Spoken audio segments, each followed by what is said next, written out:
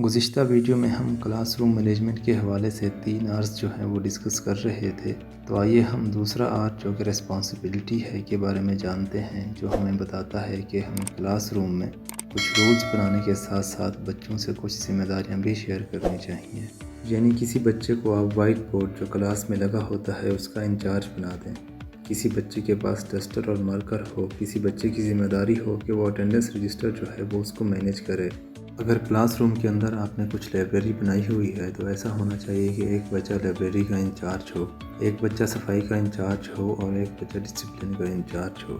جب ہم بچوں سے ذمہ داریاں شیئر کرتے ہیں تو اس کا فائدہ یہ ہوتا ہے کہ بچوں کو ایک تو اپنی پوری زندگی کے لیے ایک سبق ملتا ہے کہ انہوں نے بڑے ہو کر اسکول سے نکل کر مختلف ذمہ داریاں ادا کرنی ہیں۔ اسی طرح سے کلاس میں بھی جو ٹیچر کو فائدہ ہوتا ہے وہ یہ کہ اس کے کرنے کے بہت سارے کام جو شاید اگر بچوں میں وہ ذمہ داریاں تقسیم نہ کی جائیں تو وہ ٹیچر کو خود کو کرنے پڑیں۔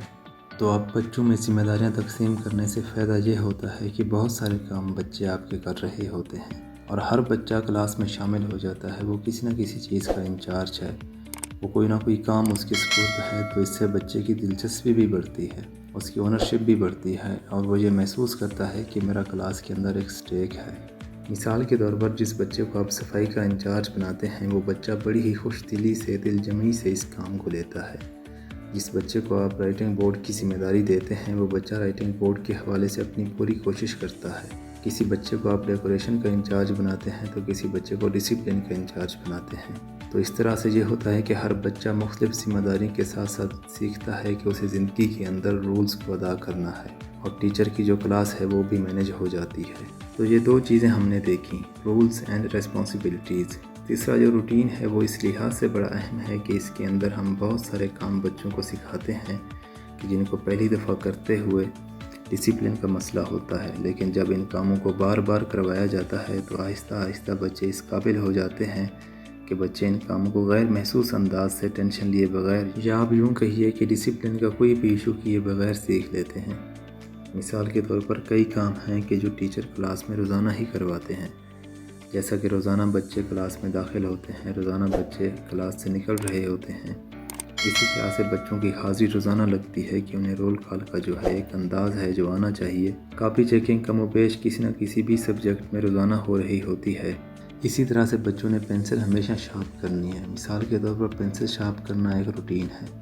اگر ہم بچوں کو سکھا دیں کہ انہوں نے پینسل جو شارپ کرنی ہے تو کس انداز سے کرنی ہے، تو اس کا فائدہ یہ ہوگا کہ بچے ڈسٹرب کیے بغیر، مثال کے طور پر آپ یوں کہیے کہ جس بچے کو پینسل شارپ کرنے کی ضرورت پیش آئے وہ پینسل اور اپنا جو شارپنر ہے وہ ہاتھ کو اونچا کر کے ٹیچر کو دکھا دے کہ جی مجھے پینسل شارپ کرنے کی اجازت دی جائے۔ تو یہ بھی ہو سکتا ہے کہ آپ اپنی روٹین ایسی سیٹ کریں کہ بچے جو ہیں وہ آپ سبق شروع ہونے سے پہلے یا رائٹنگ کا جو کام ہے وہ اس سے پہلے آپ انہیں 1 منٹ اس کام کے لیے دیں اور وہ فوری طور پر اس کو کر لیں۔ اسی طرح سے اس کی چھوٹی سی بن بنائیے کہ جس کے اندر پینسل کا جو کچرا ہے جب وہ شارپ کرتا ہے تو اس کے اندر وہ اپنے ڈیسک کے اوپر رکھ لے اور ادھر ادھر اس کو بکھیرتا نہ پھرے۔ تو اس طرح سے ہم بہت سارے کام بچوں کو سکھا سکتے ہیں۔ محترم اساتذہ کرام، کلاس روم مینجمنٹ کے حوالے سے ہم نے 3 چیزیں سیکھیں۔ نمبر 1 رولز بنانے ہیں، نمبر 2 ذمہ داریاں تقسیم کرنی ہیں، اور نمبر 3 ہمیں بچوں کے لیے کچھ روٹین اس طرح سے سیٹ کر دینی چاہیے یا ان کی ایسی ٹریننگ کر دینی چاہیے ان روٹینز پر کہ جس سے بچے ان کاموں کو کرتے ہوئے پریشان نہ ہوں۔ اگر ہم یہ 3 کام بہت اچھے انداز میں کر لیتے ہیں اور بہت اچھے طریقے سے کر لیتے ہیں تو آپ دیکھیں گے، آپ کوشش کریں، آپ کلاس روم میں رولز کا ایک چارٹ بنائیں، آپ بچوں کی ذمہ داریوں کا ایک چارٹ بنائیں اور جتنی بھی روٹینز آپ بچوں کو سکھانا چاہتے ہیں پہلے کاغذ پر آپ اپنے پاس اس کا ایک پروسیجر لکھیں، اس کے سٹیپس لکھیں اور ان تینوں کاموں کو آپ کر کے دیکھیں۔ آپ کو اندازہ ہوگا کہ آپ کے کلاس روم کے اندر چیزیں بہت مینیج ہو گئی ہیں اور آپ کا جو کلاس روم ہے وہ ایک مینیج اور ڈسپلن کلاس روم کہا جا سکتا ہے۔